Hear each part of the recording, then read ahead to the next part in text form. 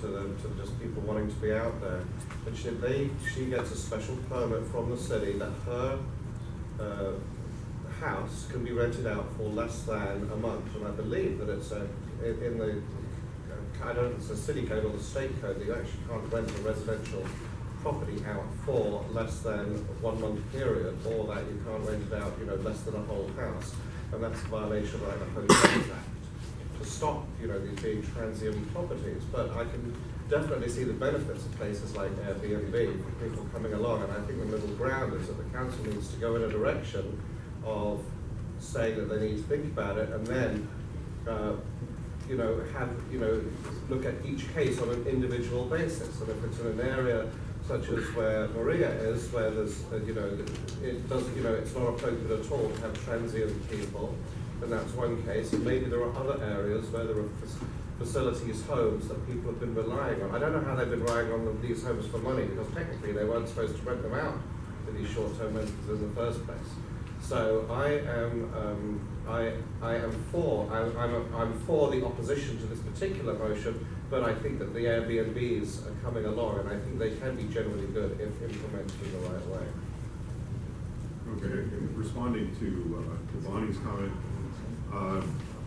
it's well taken. This is a citywide issue, but as a neighborhood council, where our charge is to represent our neighborhood, so there are 95 neighborhood councils, and all of them, effectively, if they do submit the community impact statements, they all have a vote and a say in this. So when we come to something that's citywide, I don't know that we should sit here and say, well, how does it affect us and how does it affect other places in the city?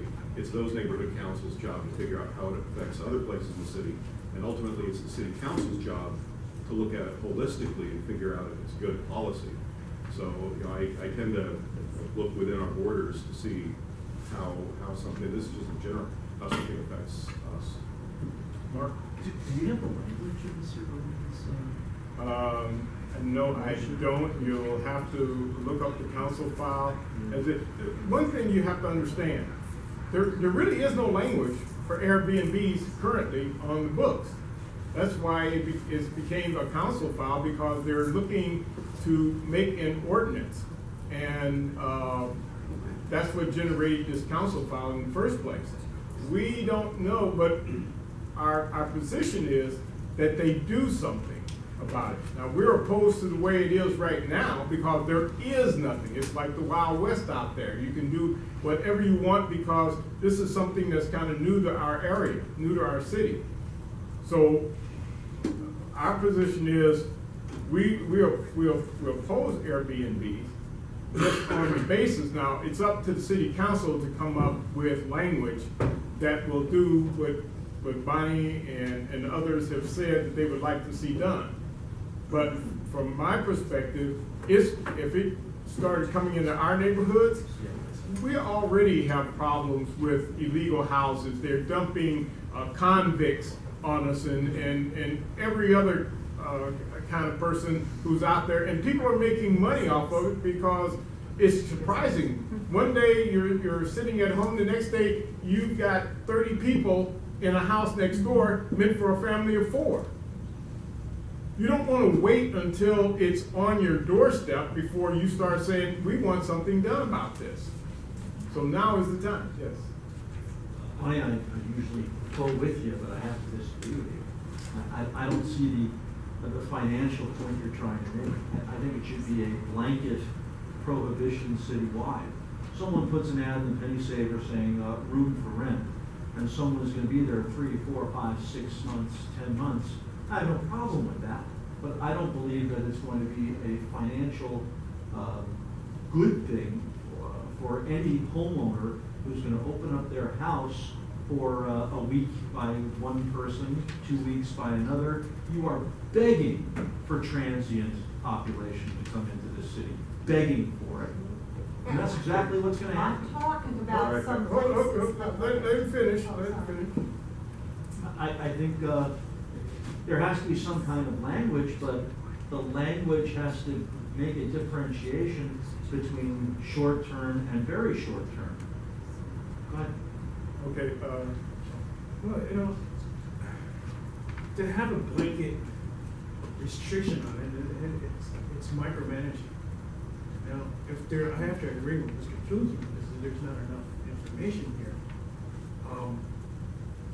If somebody's gonna tell me what to do in my house, and what I can't do, but it's legal, you know, even Bob said it, says as long as it's legal, he's for it, right? So if it's It's not legal. legal, it's not Oh, legal. okay. Wait, hold on. Let me No, finish. I'm not trying to- But- just but trying- see, I have a brother up in San Francisco who does his B&B, very profitable. And it does work. And just don't have enough facts to say that it's deteriorating a neighborhood. There's no proof. I think I disagree with you. First off, there are many laws, hundreds of laws out there that put restrictions on what you or I can do with our property. Well, That's yeah. number one.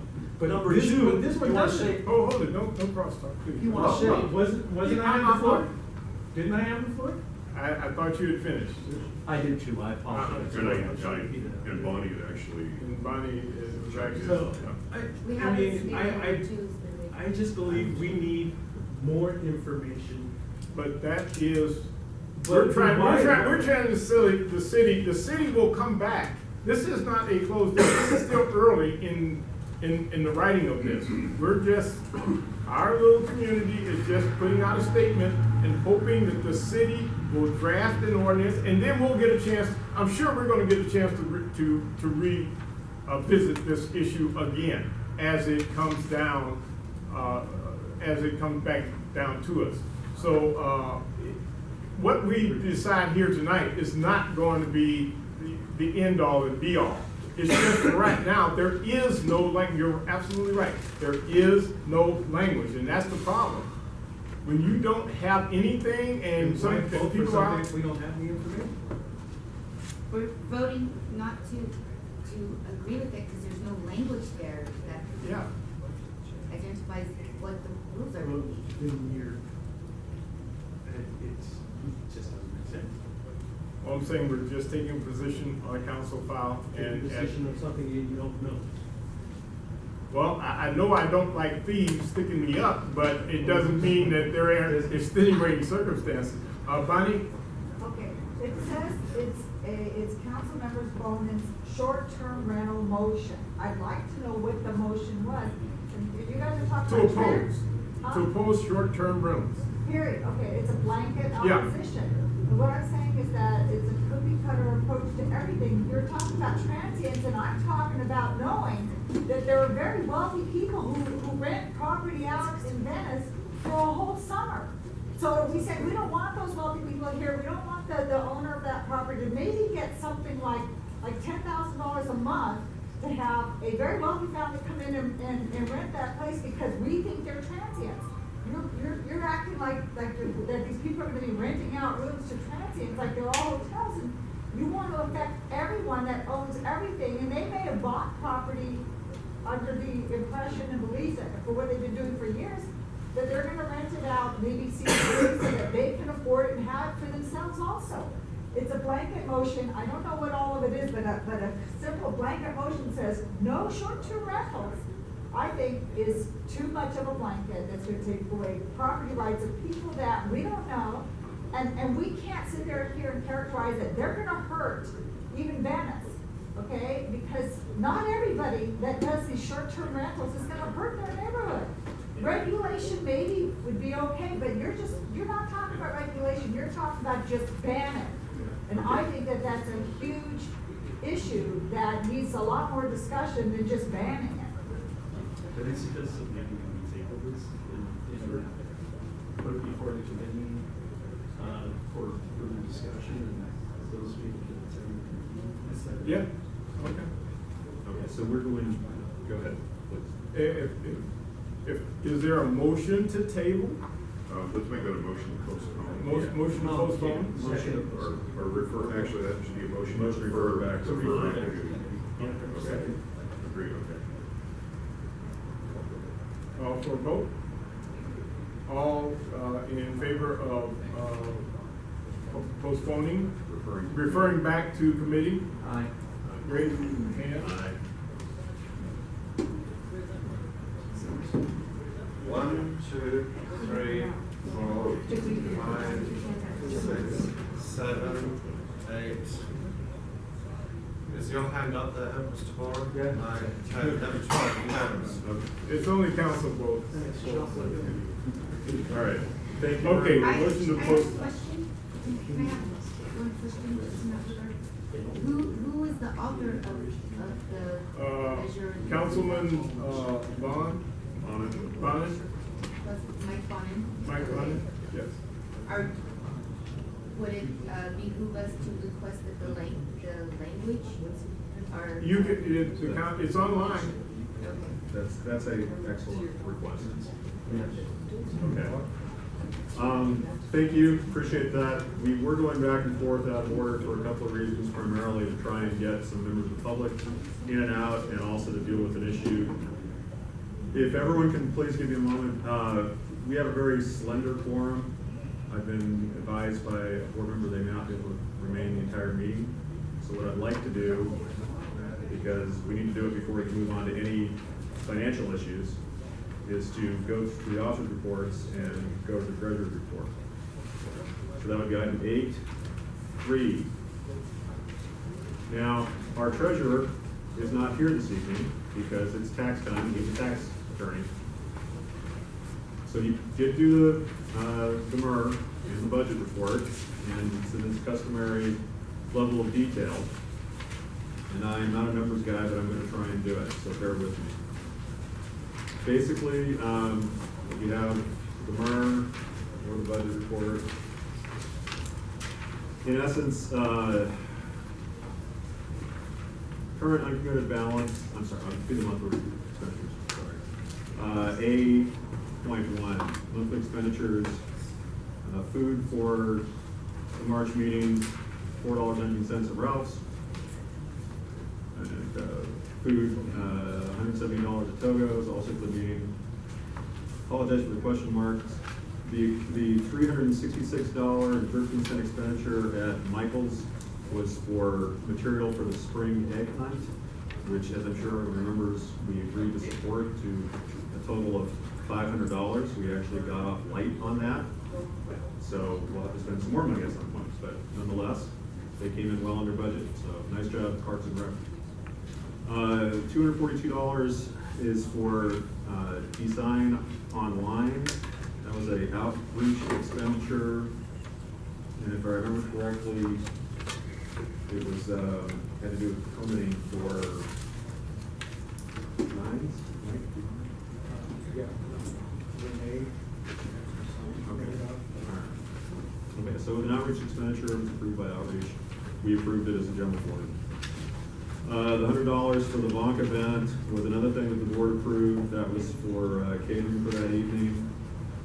$492.14 for SOS survival products. That was part of a $500 allocation we made for CERT classes. Again, we came in under budget.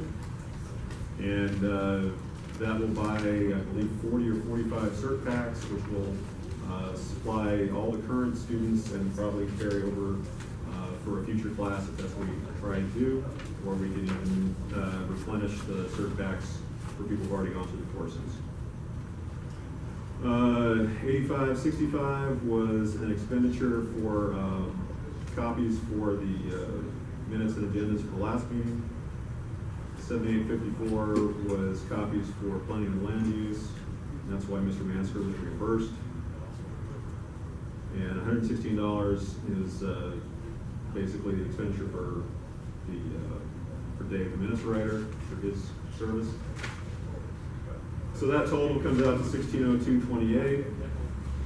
We have a long list of cumulative expenditures from prior months. Rolling down to C, we have outstanding commitments to the tune of $87.61. If you add A, B, and C together, it comes out to $29,368.10. The approved budget obviously is $37,000, so the balance is roughly $7,600 and some change. And then in terms of cash, there's obviously the uncommitted balance, the cash in the bank. I think we can all read. I don't feel like I need to go through one of these figures. So, since I'm not the treasurer, I'm gonna ask questions, but bear with me. Do you have any questions about any of this?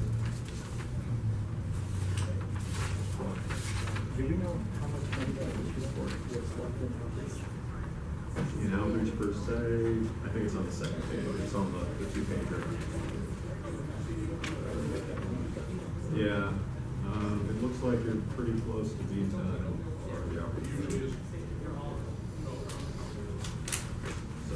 No. And my second question would be, how much money is left over from, secretary fund, treasurer fund? So there's no treasurer. Well, our paid services. Oh, from the allocation? Yeah, because we want to account for that